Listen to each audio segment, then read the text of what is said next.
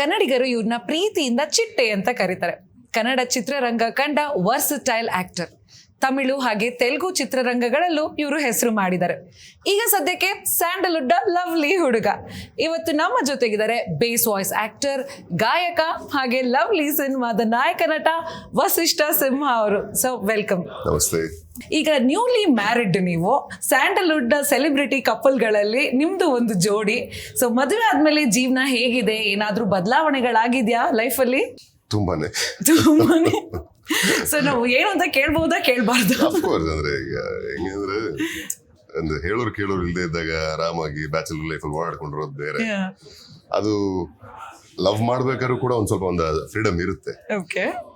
ಮದುವೆ ಅಂತ ಆದ್ಮೇಲೆ ಆ ಬಾಧ್ಯತೆ ಬೇರೆ, ಆ ಆಯಾಮಗಳು ಬೇರೆ. ಫ್ರೀಡಮ್ ಕಳ್ಕೊಂಡ್ಬಿಟ್ಟೆ ಅನ್ನೋದಲ್ಲ, ಕಂಪ್ಲೀಟ್ ಅಲ್ಲ ಇದು. It's a joys journey. ಅಂದ್ರೆ ನಮಗೆ ನಮ್ಮ ಜೀವನಕ್ಕೆ ಒಂದು ಓರಿಯೆಂಟೇಷನ್ ಕೊಡ್ತಕ್ಕಂಥ, ದಿಕ್ಕು ಕೊಡ್ತಕ್ಕಂಥ, ನಮ್ಮ ಜವಾಬ್ದಾರಿಗಳನ್ನ ನಮಗೆ ಸರಿಯಾದ ದಾರಿಲಿ ಅರ್ಥ ಮಾಡಿಸ್ತಕ್ಕಂಥ ಒಂದು ಬಾಂಧವ್ಯ ಅಂದ್ರೆ ಅದು ಮೋಸ್ಟ್ಲಿ ಮದುವೆಯಿಂದ ಸಿಗುವಂತ ಬಾಂಧವ್ಯನೇ. ಸೊ ಚೆನ್ನಾಗಿದ್ದೀನಿ, ಆರಾಮಾಗಿದ್ದೀನಿ.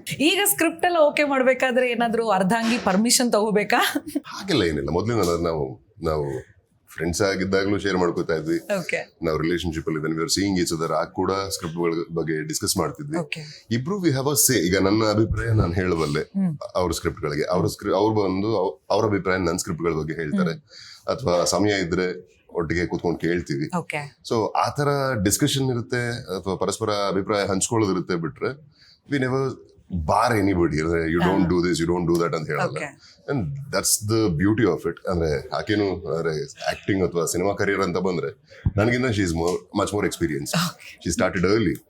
ಹಾಗಾಗಿ ಆ ಒಂದು ಸಿನಿಮಾದ ತುಡಿತಗಳು, ಸಿನಿಮಾದ ಭಾವನೆಗಳು ಎಲ್ಲ ಚೆನ್ನಾಗಿ ಗೊತ್ತಿರೋದ್ರಿಂದ she is a biggest support to me. So ನೀವು ಅವ್ರಿಗೋಸ್ಕರ ಹಾಡಿದಂತ ಮೊದಲನೇ ಸಾಂಗ್ ಯಾವ್ದು? ಈಗ ಪ್ರಪೋಸ್ ಮಾಡೋ ಟೈಮ್ ಇಂದ ಅದು ಮುಂಚೆ ಹೇಳಿದ್ದೀನಿ ಅನ್ಸುತ್ತೆ ಅಲ್ಲ. ಜೊತೆಯಾಗಿ ಹಿತವಾಗಿ ಸೇರಿ ನಡೆವ, ಸೇರಿ ನುಡಿವ, ನನ್ನ ಬದುಕಲ್ಲಿನು ಎಂದು ಬೆಳಕಾಗಿರು, ನನ್ನ ಉಸಿರಲ್ಲಿನು ಎಂದು ಉಸಿರಾಗಿರು, ನಿನ್ನ ಬಿಡಲಾರೆನ ಎಂದಿಗೂ. ವಾವ್, ನಿಮ್ಮಿಬ್ರು ಜೋಡಿಗೆ ಯಾರ ದೃಷ್ಟಿನೂ ತಾಗದೆ ಇರ್ಲಿ, ಹೀಗೆ ಚಂದಾಗಿ ಕ್ಯೂಟ್ ಆಗಿರಿ. ಲವ್ಲಿ ಜೋಡಿ. ಸರ್, ಇವಾಗ ನೀವು ಸಿನಿಮಾ ಜರ್ನಿ ಬಗ್ಗೆ ಹೇಳಿದಾಗ, ನಿಮ್ಮ ಸಿನಿಮಾ ಜರ್ನಿಗೀಗ 10 ವರ್ಷ ಆಗಿದೆ. ದಶಕದ ಸಂಭ್ರಮ. ಒಂದು ಸಲ ಹಿಂದೆ ತಿರುಗಿ ನೋಡಿದಾಗ ಐ ಥಿಂಕ್ ಆಡಿಯನ್ಸಿಗೆ ಎಲ್ರಿಗೂ ಇವತ್ತಿಗೂ ನಿಮ್ಮ ರಾಜ ಹುಲಿ ಸಿನಿಮಾದ ಜಗ್ಗ ಪಾತ್ರ ಮರೆಯೋದಕ್ಕೆ ಸಾಧ್ಯನೇ ಇಲ್ಲ. ಕಣ್ಣಲ್ಲಿ ಹಾಗೆ ಹಸಿರಾಗಿ ಉಳಿದಿದೆ ಆ ಪಾತ್ರ. ಬಟ್ ಒಂದು ಸಲ ಹಿಂದೆ ತಿರುಗಿ ಆ ಜರ್ನಿನ ನೋಡಿದಾಗ ನೀವು ಪಟ್ಟಿರೋ ಸ್ಟ್ರಗಲ್ಸ್ ಆಗಿರ್ಬೋದು, ಯಶಸ್ಸನ್ನ ನೋಡಿರೋಂಥದ್ದು, ಸೊ ಏನ್ ಹೇಳ್ತೀರಾ ಜರ್ನಿ ಬಗ್ಗೆ?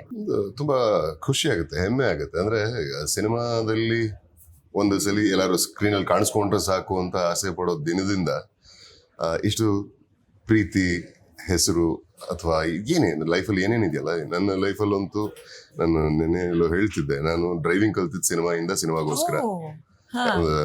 ಆರ್ಯಾಸ್ ಲವ್ ನನ್ನ ಮೊದಲನೇ ಸಿನಿಮಾ. ಸೊ ಅದ್ರ ಶೂಟಿಂಗ್ ಅಲ್ಲಿ ನಂಗೆ ಡ್ರೈವಿಂಗ್ ಬರ್ತಾ ಇರ್ಲಿಲ್ಲ. ನನ್ಗೆ ಐ ಗಾಟ್ ಅಫೆಂಡೆಡ್. ಸೊ ಇಲ್ಲ, ನಾನು ಓಡಿಸ್ತೀನಿ ಅಂತ ಹೇಳಿ ಶೂಟಿಂಗ್ ಗೋಸ್ಕರ ಕಲ್ತಂಥದ್ದು ಡ್ರೈವಿಂಗ್ ನಾನು. ಇಲ್ಲಾಂದ್ರೆ ಡ್ರೈವಿಂಗ್ ಮೋಸ್ಟ್ಲಿ ಕಲಿತಾನೆ ಇರ್ಲಿಲ್ಲ.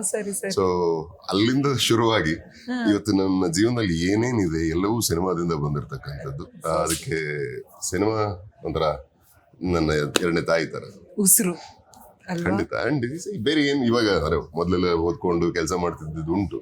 ಬಟ್ ಈಗ ವಾಪಸ್ ಅದ್ರ ಬಗ್ಗೆ ಏನಾರು ಕೇಳಿದ್ರೆ ಬೆಬೆ ಅನ್ಬೇಕು, ಆ ಪರಿಸ್ಥಿತಿ. So cinema is everything. Cinema is life. Sir, ಇವಾಗ ಓದೆಲ್ಲ ರೈಲ್ವೆ ಸ್ಟೇಷನ್ ಅನ್ನೋ ಒಂದು ತೆಲುಗು ಸಿನಿಮಾದಲ್ಲಿ ನಟಿಸ್ತೀರಾ ನೀವು. ಅಂಡ್ ಅದು ನಿಮ್ಗೆ ಸಾಕಷ್ಟು ಹೆಸರು ತಂದು ಕೊಡುತ್ತೆ. ಅಂಡ್ ಎಲ್ರಿಂದ ಸೈ ಅಂತ ಅನ್ಸ್ಕೊಂತೀರಾ. ಬೇರೆ ಇಂಡಸ್ಟ್ರಿನಲ್ಲೂ ಕೂಡ ನಮ್ಮ ಕನ್ನಡದವ್ರು ಎಲ್ಲಾ ಕಡೆ ಮಿಂಚ್ತಾ ಇದಾರೆ ಇವಾಗ. ಸೊ ಈಗ ಅದೇ ಟೈಮಲ್ಲಿ ಓದೆಲ್ಲ 2 ಕೂಡ ರಿಲೀಸ್ ಆಗ್ತಾ, ಸಿನಿಮಾ ಶೂಟಿಂಗ್ ನಡೀತಿದೆ. ಸೊ ಅದರಲ್ಲಿ ನಿಮ್ಮ ಪಾತ್ರ ಏನು? ಅದೊಂದು ಸ್ವಲ್ಪ ಅಂದ್ರೆ ಓದೆಲ್ಲ ರೈಲ್ವೆ ಸ್ಟೇಷನ್ ನೋಡಿದ್ರೆ ಪಾತ್ರದ ಪರಿಚಯ ಇರುತ್ತೆ. ಅದ್ರ ಮುಂದುವರೆದ ಭಾಗ ಇದು ಓದೆಲ್ಲ 2. ತುಂಬಾನೇ ಅದು ವಿಶೇಷವಾದ ಕಾನ್ಸೆಪ್ಟ್. ಅಂದ್ರೆ ಅನ್ಎಕ್ಸ್ಪೆಕ್ಟೆಡ್ ಕ್ಯಾರೆಕ್ಟರ್ಗಳೆಲ್ಲ ಅದೊಂದು very challenging. I'm sure cinema ಇನ್ನು ಶೂಟಿಂಗ್ ಹಂತದಲ್ಲಿ ಇರೋದ್ರಿಂದ ಈಗ ಅದ್ರ ಬಗ್ಗೆ ಹೆಚ್ಚು ಮಾತಾಡಬಾರದು. ಎಲ್ಲ ಸಿನಿಮಾನೇ ಮಾತಾಡ್ಲಿ, ಪಾತ್ರ ಮಾತಾಡ್ಲಿ ಅನ್ನೋದಾ? ಒಂದು ಗಟ್ಟಿ ನಂಬಿಕೆ ನಂದು ಯಾವಾಗ್ಲೂ. ನಾವ್ ಅಂದ್ರೆ ಈಗ ಸಿನಿಮಾ ರಿಲೀಸ್ ಟೈಮಲ್ಲಿ ಇಂಟರ್ವ್ಯೂಸ್ ಮಾಡಿ ಮಾತಾಡೋದು ಸಿನಿಮಾದ ಒಂದು ಪರಿಚಯ ಮಾಡ್ಕೊಡೋದಕ್ಕೆ ವಿನಃ ಸಿನಿಮಾ ಮಾತಾಡ್ಬೇಕು. ನಾವು ಎಷ್ಟು ಬಾಯ್ ಬಿಡ್ಕೊಂಡ್ರು ಅದ್ರಲ್ಲಿ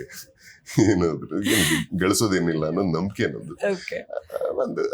ಒಂದು ಚಿಕ್ಕ ಚುಟುಕು ಪರಿಚಯ ಮಾಡ್ಕೊಟ್ಬಿಟ್ರೆ ಆಗ ನೋಡುಗರಿಗೂ ಒಂದ್ ಸ್ವಲ್ಪ ಒಂದು ಎಲ್ಲೋ ಒಂದ್ ಕಡೆ ಏನು ಮೆನು ಕಾರ್ಡ್ ಆಗಲಿ, ಸಿನಿಮಾ ಅಂದ್ರೆ ಹೋಟ್ಲಿಗೆ ಹೋದ್ರೆ ಮೆನು ಕಾರ್ಡ್ ಆ ತರದೊಂದು ಸಿಗ್ಲಿ. ಸರ್, ಇವಾಗ ಅಣ್ಣವ್ರ ಫ್ಯಾಮಿಲಿ ಅಂತಂದ್ರೆ ಎಲ್ರ ಜೊತೆನೂ ತುಂಬಾ ಫ್ರೆಂಡ್ಲಿ ಆಗಿರ್ತಾರೆ, ಸ್ನೇಹ ಜೀವಿಗಳು, ಯಾರೊಬ್ರು ಮೇಲು ಕೀಳು ಅನ್ನೋ ಇರೋದಿಲ್ಲ. ಅಂಡ್ ನೀವು ಶಿವಣ್ಣನ ಜೊತೆ ಸ್ಕ್ರೀನ್ ಶೇರ್ ಮಾಡಿದಿರ, ಕವಚ, ಟಗರು, ಸೊ ಮಫ್ತಿ, ಎಸ್ ಕಣ್ಣಿಪುಡಿ, ಸಾಕಷ್ಟು ಸಿನಿಮಾದಲ್ಲಿ ಸ್ಕ್ರೀನ್ ಶೇರ್ ಮಾಡಿದಿರ. Junior artist. Oh okay. So ಹೇಗಿತ್ತು ಸರ್ ಅದು ಆ ಮೂಮೆಂಟ್? ಜೂನಿಯರ್ ಆರ್ಟಿಸ್ಟ್ ಆಗಿ ಶಿವಣ್ಣನ ಸಿನಿಮಾದಲ್ಲಿ ಆಕ್ಟ್ ಮಾಡೋದು ದೊಡ್ಡ ವಿಷಯ. ಅಂದ್ರೆ ಶಿವಣ್ಣನ ನೋಡ್ಬೇಕು ಅಂತಾನೆ ಆಸೆ ಪಡ್ತಾ ಇದ್ರು. ಏನು ನೋಡಕ್ ಸಿಗ್ತಾ ಇರ್ಲಿಲ್ವಲ್ಲ, ಯಾವಾಗಾದ್ರು ಒಂದ್ಸರಿ ಹತ್ರದಿಂದ ನೋಡ್ಬೇಕು ಅನ್ನೋ ಒಂದು ಆಸೆ ನಂತರ ಎಷ್ಟೋ ಜನ ಪಟ್ಟಿರ್ತಾರೆ, ಲಕ್ಷಾಂತರ ಅಭಿಮಾನಿಗಳು ಆಸೆ ಪಟ್ಟಿರ್ತಾರೆ. ಆ ತರ ಇದ್ದಾಗ ಒಂದ್ ದಿವಸ ಹಿಂಗೆ ಹೋಗಿ ಸೆಟ್ ಅಲ್ಲಿ ಇದ್ದಾಗ ಒಂದು ಪರ್ಟಿಕ್ಯುಲರ್ ಶಾರ್ಟ್ ಅಲ್ಲಿ ಕಡ್ಡಿಪುಡಿನಲ್ಲಿ ಶಿವಣ್ಣನ ಪಕ್ಕದಲ್ಲೇ ನಿಲ್ಸ್ಬಿಡ್ತಾರೆ. ನಾ ಏನ್ ಮಾಡ್ಬೇಕು ಗೊತ್ತಿಲ್ಲ ನನಗೆ. He was so cool, so ಒಂಥರ ಜಾಬಿಯಲ್. ಬಂದ್ಬಿಟ್ಟು ನೀ ಯಾರು ಏನು ಅಂತಿಲ್ಲ, ಆರಾಮಾಗಿ ಮಾತಾಡಿ, ನಾವು ತುಂಬಾ ಫ್ರೆಂಡ್ಲಿ ಅನ್ನೋ ತರ ತುಂಬಾನೇ ಚೆನ್ನಾಗಿ ಮಾತಾಡ್ಸ್ಕೊಂಡು ನಮ್ಗೆ ಕಾನ್ಫಿಡೆನ್ಸ್ ಕೊಟ್ಟು ಬಿಟ್ಟು ಆ ಶಾರ್ಟ್. ಅದಾದ್ಮೇಲಿಂದ ಮತ್ತೆ ಅದು ಒಂದು ಶಾರ್ಟ್ ಅಲ್ಲಿ ಬರ್ತೀನಿ ನಾನು ಜೂನಿಯರ್ ಆರ್ಟಿಸ್ಟ್. ಅದಾದ್ಮೇಲಿಂದ ಮಫ್ತಿ ಸಿನಿಮಾ ಆಗುತ್ತೆ. ಮಫ್ತಿನಲ್ಲಿ ಅವ್ರ ಜೊತೆ ಒಂದಷ್ಟು ಜರ್ನಿ. ಮಫ್ತಿ ಆಗುತ್ತೆ, ಟಗರು ಆಗುತ್ತೆ, ಕವಚ ಆಗುತ್ತೆ. ಇದೆಲ್ಲ ಸಿನಿಮಾ ಒಂದು 2.5-3 ವರ್ಷ ಸ್ಪ್ಯಾನಲ್ ನಡೆಯೋದು. ಅಂದ್ರೆ ಮಫ್ತಿ, ಟಗರು, ಕವಚ. ಶಿವಣ್ಣನ್ ಶೂಟಿಂಗ್ ಇದಾರೆ, ನಂದಿದೆ ಅನ್ನೋ ತರ ಆಗೋಗಿತ್ತು. ಸೊ ನನ್ ಶೂಟಿಂಗ್ ಡೇಟ್ಸ್ ಏನಾದ್ರು ಬಿಸಿ ಅಂದ್ರೆ ಮೋಸ್ಟ್ಲಿ ಶಿವಣ್ಣನ್ ಯಾವ್ದೋ ಪಿಕ್ಚರ್ ಮಾಡ್ತಿರ್ತಾನೆ ಅನ್ನೋ. ಸೊ ಆ ತರದ್ದು ಒಂದು ಜರ್ನಿ. ಅಂಡ್ ಅಂತ ಅದ್ಭುತವಾದ ಒಂದು ವ್ಯಕ್ತಿತ್ವ, ತುಂಬಾನೇ ಸರಳ ಸಜ್ಜನ, ಸಚ್ ಅ ಸ್ವೀಟ್ ಹಾರ್ಟ್ ಹೇಸ್. ಏನಾಗುತ್ತೆ, ಎಲ್ಲ ಕಡೆ ನಿಮಗೆ ಪರ್ಫಾರ್ಮ್ ಮಾಡುವಾಗ ಒಂದು ಸ್ಪೇಸ್ ಇರಲ್ಲ, ಅಥವಾ ಒಂದು ಕಂಫರ್ಟ್ ಸಿಗಲ್ಲ, ಲಿಮಿಟೇಷನ್ಸ್ ಗಳು ಜಾಸ್ತಿ ಇರುತ್ತೆ, ಅಥವಾ ಒಂದಷ್ಟು ನೀರ್ ಮಾಡಬೇಡಿ, ಅದು ಮಾಡಬೇಡಿ ಅನ್ನೋ ತರದಲ್ಲಿರುತ್ತೆ. ಶಿವಣ್ಣನೇ ಅಲ್ಲದೆ ಹೋಗಿದ್ದಿದ್ರೆ ಪ್ರಾಬಬ್ಲಿ ಟಗರುನಲ್ಲಿ ನನಗಾಗ್ಲಿ ಧನಂಜಯಂಗಾಗ್ಲಿ ಆ ಒಂದು ಸ್ಪೇಸ್ ಸಿಗ್ತಾ ಇರ್ಲಿಲ್ವೇನೋ. ಸೊ ಅಷ್ಟು ಅಂದ್ರೆ ಹೆಂಗೆ ಅಂದ್ರೆ ನಿಸ್ವಾರ್ಥ ಕಲಾವಿದ, ಅಷ್ಟು ಒಂಥರ ಏನು ನಾನು ನೀನು ನೋಡ ಬಾಮ್ಮ, ನೀನು ಪರ್ಫಾರ್ಮ್ ಮಾಡ್ತೀಯ, ನಾನು ಪರ್ಫಾರ್ಮ್ ಮಾಡ್ತೀನಿ ಅನ್ನೋ ತರ, ಅಷ್ಟು confident. So is not at all insecure. So ಆ ಒಂದು ಆಯಾಮ ಶಿವಣ್ಣನಲ್ಲಿ ಭಾರಿ ಇಷ್ಟ ನನಗೆ. ಅಂಡ್ ಎಲ್ರಿಗೂ ಗೊತ್ತು, ವೆನ್ ಹೀಸ್ ಅಂದ್ರೆ ಸ್ವಲ್ಪ ಫ್ರೀ ಆಗಿದ್ರೆ, ಆರಾಮಾಗಿದ್ರೆ, ಒಂಥರ ಸಣ್ಣ ಮಕ್ಳು ತರ ಇರ್ತಾರೆ ಸೆಟ್ ಅಲ್ಲಿ. Is darling. Okay, nice. So ಈಗಲೂ ನೀವು ಶಿವಣ್ಣನ ಜೊತೆ ಟಚ್ ಅಲ್ಲಿ ಇದ್ದು ಅವ್ರ ಜೊತೆ ಏನಾದ್ರು ಸಿನಿಮಾ ಈ ತರ ಬರ್ತಿದೆ, ರಿಲೀಸ್ ಆಗ್ತಿದೆ ಅಂತೆಲ್ಲ ಮಾತಾಡ್ತೀರಾ? ಒಡನಾಟ ಇವಾಗ ಹೇಗಿದೆ ಅವ್ರ ಜೊತೆ? ಅವಕಾಶ ಸಿಕ್ಕಿದಾಗೆಲ್ಲ ಮಾತಾಡ್ತೀನಿ. ಯಾರು ಮಾತಾಡಲ್ಲ, ವ್ಯಕ್ತಿತ್ವ. ಹೌದು. Wow, so sweet. And Appu sir ಬಗ್ಗೆ ಮಾತಾಡ್ಬೇಕು. ಮಾಯಾ ಬಜಾರ್ ಚಿತ್ರದ ಮೂಲಕ ಅಪ್ಪು ಸರ್ ಜೊತೆನೂ ನಿಮ್ಗೆ ಒಂದು ಕನೆಕ್ಷನ್ ಸಿಕ್ತು. ಅಂಡ್ ನೀವು ಹೇಳ್ದಾಗೇನೆ ಎಷ್ಟೋ ಜನ ಕಾಯ್ತಿರ್ತಾರ ಅವ್ರನ್ನ ಒಂದ್ಸಲ ಲೈವ್ ಆಗಿ ಹಿಂಗ್ ನೋಡಿದ್ರೇನೆ ಸಾಕು ಅಂತ. ಸೊ ಅಪ್ಪು ಸರ್ ಸಿಕ್ದಾಗೆಲ್ಲ ನಿಮ್ ಜೊತೆ ಏನ್ ಮಾತಾಡ್ತಿದ್ರು? ನಿಮ್ಮ ಯಾವ್ದಾದ್ರು ಒಂದು ಪಾತ್ರಗಳ ಬಗ್ಗೆ ಹೇಳ್ತಿದ್ರಾಗ, ಗೋಧಿ ಬಣ್ಣ, ಸಾಧಾರಣ ಮೈಕಟ್ಟಿರ್ಬೋದು, ಟಗರುದ ಪಾತ್ರದ ಬಗ್ಗೆ ಏನಾದ್ರು ಮಾತಾಡ್ತಿದ್ರ? ಅದ್ರ ಬಗ್ಗೆ, ಪಾತ್ರಗಳ ಬಗ್ಗೆ? ನನಗೆ ಅಪ್ಪು ಸರ್ ಪರಿಚಯ ಆಗಿದೆ ಗೋಧಿ ಬಣ್ಣ ಸಿನಿಮಾಯಿಂದ. ಅದು ನೋಡ್ಬಿಟ್ಟು ಅವ್ರು ಫೋನ್ ಮಾಡಿದ್ರು. ನನ್ಗೆ ಗೊತ್ತಿಲ್ಲ, ಅನ್ನೋನ್ ನಂಬರ್ ಫೋನ್ ರಿಸೀವ್ ಮಾಡಿ, ಹಲೋ ಯಾರು ಅಂದ್ರೆ, ನಾನು ಸಿಸ್ಟರ್ ಪುನೀತ್ ರಾಜ್ಕುಮಾರ್ ಅಂದ್ರೆ, ನಾನು ಯಾರೋ ಪ್ರ್ಯಾಂಕ್ ಮಾಡ್ತೀನಿ, ಏಯ್ ಸುಮ್ನಿರ್ರಿ, ಯಾರ್ರಿ ಸಿಸ್ಟರ್, ನಾನು ಪುನೀತ್ ರಾಜ್ಕುಮಾರ್ ಮಾಡಿದೆ, this is Puneeth Rajkumar. Voice ಎಲ್ಲೋ ಒಂಥರ ಸಿಮಿಲರ್ ಅನ್ಸ್ತಾ ಇದೆಲ್ಲ ಅನ್ನೋ ಒಂದು 30 ಸೆಕೆಂಡ್ ಮಾತಾಡಲಿಲ್ಲ ನಾನು, ಟೇಕನ್ ಬ್ಯಾಕ್. ಆಮೇಲಿಂದ ಓಕೆ ಇಟ್ ಈಸ್ ಹಿಮ್ ಅನ್ನೋ ಒಂದು ಇದರಿಂದ ಮಾತಾಡೋಕೆ ಶುರು ಮಾಡಿದೆ. ಒಂದು 20 ನಿಮಿಷದ ಮೇಲೆ ಮಾತಾಡೋರು ಪಾತ್ರದ ಬಗ್ಗೆ, ಸಿನಿಮಾ ಬಗ್ಗೆ. ತುಂಬಾನೇ ಖುಷಿ ಆಯ್ತು. That was the first call that I got from any super star. So that is him. ಅಂದ್ರೆ ಅದ್ ಹೇಳದಲ್ಲ, ಒಬ್ಬ ಹೊಸ ಕಲಾವಿದನಿಗೆ ಫೋನ್ ಮಾಡ್ಬಿಟ್ಟು ಒಂದು ಮಾತಾಡ್ಬೇಕು ಅನ್ನೋ ನೆಸಿಟಿ, ಸಿನಿಮಾ ನೋಡಿದ ತಕ್ಷಣ ಹೊಗಳ್ಬೇಕು ಅನ್ನೋ ನೆಸೆಸಿಟಿ ಇಲ್ಲ, ಅದು ಮಾಡ್ಲಿಲ್ಲ ಯಾರು ಕೇಳೋದು ಇಲ್ಲ. ಬಟ್ ಅದು ನಮ್ಗೆ ಯಂಗ್ಸ್ಟರ್ಸ್ಗೆ ಎಷ್ಟು ಉತ್ತೇಜನ ಕೊಡುತ್ತೆ, ಎಷ್ಟು ನಮ್ಗೆ ಸಚ್ ಬೂಸ್ಟ್ ಅದು. ಅವ್ರು ನಮ್ಮ ಸಿನಿಮಾ ನೋಡಿದ್ರೆ ಇನ್ನು ಈ ತರದ್ದು ಒಂದಷ್ಟು ಮಾಡ್ಬೇಕು, ದೊಡ್ಡದಾಗಿ ಒಳ್ಳೊಳ್ಳೆ ಸಿನಿಮಾಗಳು ಸಾಧನೆ ಮಾಡ್ಬೇಕು ಅಂತ ಹುಮ್ಮಸ್ ಬರುತ್ತೆ, ಕರೇಜ್ ಬೆಳೆಯುತ್ತೆ. So that's how I know Appu sir. First interaction ಅವ್ರ ಜೊತೆ. ಅದಾದ ನಂತರ ಅಂದ್ರೆ ಸುಮಾರು ಸಿನಿಮಾಗಳು ಅವ್ರ ಜೊತೆ ಕೆಲಸ ಮಾಡಬೇಕಾಗಿತ್ತು, ಕಾರಣಾಂತರಗಳಿಂದ ಆಗ್ಲಿಲ್ಲ, ಆಕ್ಟ್ ಮಾಡಕ್ಕಾಗ್ಲಿಲ್ಲ ಜೊತೆಗೆ. ಬಟ್ ಅವ್ರದೇ ಬ್ಯಾನರ್ ನ ಮಾಯಾ ಬಜಾರ್ ಅವರ ಪ್ರೊಡಕ್ಷನ್ ನಲ್ಲಿ ಆಕ್ಟ್ ಮಾಡಕ್ಕೆ ಅವಕಾಶ ಸಿಕ್ತು. ನಮ್ಮ ನಮ್ಮೆಲ್ಲರಿಗೂ ಗೊತ್ತು ಅಂದ್ರೆ PRK ಪ್ರೊಡಕ್ಷನ್ಸ್ ಒಂದಷ್ಟು ಸಿನಿಮಾಗಳು ನೋಡಿದ್ರೆ ಗೊತ್ತಾಗುತ್ತೆ ಅವ್ರ they focus more on content driven subjects. So ಹೊಸಬ್ರಿಗೆ ಅವಕಾಶ ಕೊಡ್ತಕ್ಕಂಥ ಕಂಟೆಂಟ್ಗಳನ್ನ ತರ್ತಕ್ಕಂಥ ಒಂದು ಪ್ರಯತ್ನ ನಿರಂತರವಾಗಿ PRK ಪ್ರೊಡಕ್ಷನ್ಸ್ ಇಂದ ಆಗಿದೆ. ಅಂತ ಒಂದು ಲಿಸ್ಟ್ ಅಲ್ಲಿ ಮಾಯಾಬಜಾರ್ ಕೂಡ ಒನ್ ಬ್ಯೂಟಿಫುಲ್ ಸ್ಕ್ರಿಪ್ಟ್. ಅದರಲ್ಲಿ ನಮ್ಮ ಡಾರ್ಲಿಂಗ್ ರಾಜ್ಬಿ ಶೆಟ್ಟಿ, ನಾನು, ಅಚ್ಚುತಣ ಎಲ್ಲ ಒಟ್ಟಿಗೆ ಆಕ್ಟ್ ಮಾಡಿದ್ರು. Such a beautiful memory. ಅಂದ್ರೆ ಯಾವಾಗ ಸಿಕ್ಕರು ನನಗೆ ಏನಂದ್ರೆ ಅಪ್ಪು ಸರ್ ತುಂಬಾ ಅಂದ್ರೆ ಯಾವಾಗಲೂ ಸಿಕ್ಕದಾಗೆಲ್ಲ ಮಾತಾಡಿದ್ರು ಫುಡ್ ಬಗ್ಗೆ, ಟ್ರಾವೆಲ್ ಬಗ್ಗೆ, ಸಿನಿಮಾ ಬಗ್ಗೆ ಮಾತಾಡ್ತಿದ್ವಿ. ಅಫ್ಕೋರ್ಸ್ ಅಂದ್ರೆ Mayabazar shooting related aspects discuss ಮಾಡ್ತಿದ್ದೇವೆ. ಅದೊಂದಿಷ್ಟು, ಅದು ಬಿಟ್ರೆ ಫುಡ್, ಟ್ರಾವೆಲ್ ಒಂದಿಷ್ಟು. ನೀವು ಫುಡಿನ ಅಪ್ಪು ಸರ್ ತರ? ನಾನು not a good foodie, but I know ಅಂದ್ರೆ ಹಿಂಗೆ ಇಂಥ ಜಾಗದಲ್ಲಿ ಚೆನ್ನಾಗಿರುತ್ತೆ ಅಂದ್ರೆ. ಬಟ್ ಏನು ಇಷ್ಟ ನೀವು ಇದೆಲ್ಲ ತಿನ್ನಲ್ಲ ಸರ್, ನೀವು ಏನ್ರಿ ನೀವು ಹಂಗೆ ಇಲ್ಲ ಸರ್, ನಂಗೆ ಏನೋ ಆಗಲ್ಲ ನಂಗೆ ಸರ್. ತಿನ್ಬೇಕ್ರಿ, ಜೀವನದಲ್ಲಿ ತಿನ್ಬೇಕು ಚೆನ್ನಾಗಿ.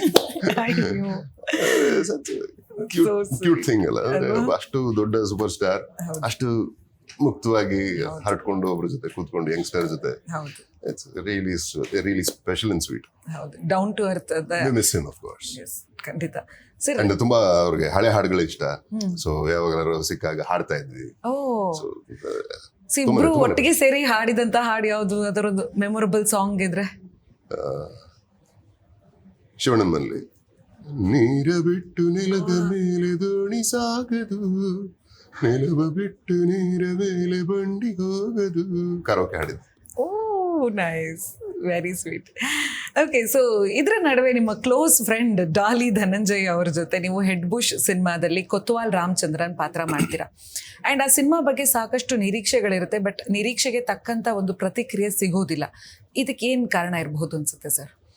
ಕಾರಣ ಇಂಥದ್ದೇ ಅಂತ ಡೆಫಿನೆಟ್ ಆಗಿ ಹೇಳೋಕ್ಕಾಗಲ್ಲ. ಏನಾಗುತ್ತೆ, ಒಂದು ಪ್ರತಿ ಸಿನಿಮಾನೂ ಒಂದು ಪ್ರಯೋಗ, ಒಂದು ಪ್ರಯತ್ನ. ಸೊ ಪ್ರಯತ್ನಗಳು ಸೋಲ್ಬೋದೇ ವಿನಃ ಪ್ರಯತ್ನ ಪಡೋದು ನಾವು ಸೋಲ್ಬಾರ್ದು ಅಂತ. ಸೊ ಆ ಒಂದು ಪ್ರಯತ್ನ ಪ್ರತಿ ಸಿನಿಮಾದಲ್ಲೂ ಮಾಡ್ತಾ ಇರ್ತೀವಿ, ಪ್ರತಿ ಸಿನಿಮಾಗೂ ಎಫರ್ಟ್ ಹಾಕ್ತೀವಿ, ಪ್ರಾಮಾಣಿಕವಾಗಿ ಎಫರ್ಟ್ ಹಾಕಿರ್ತೀವಿ. ಯಾರು ಚೆನ್ನಾಗಿ ಮಾಡಬಾರ್ದು ಸಿನಿಮಾನ ಅಥವಾ ಕೆಟ್ಟದಾಗಿ ಮಾಡಬೇಕು ಅಂತ ಆವ್ರೇಜ್ ಆಗಿದ್ದು ಪರವಾಗಿಲ್ಲ ಅಂತ ಮಾಡಲ್ಲ.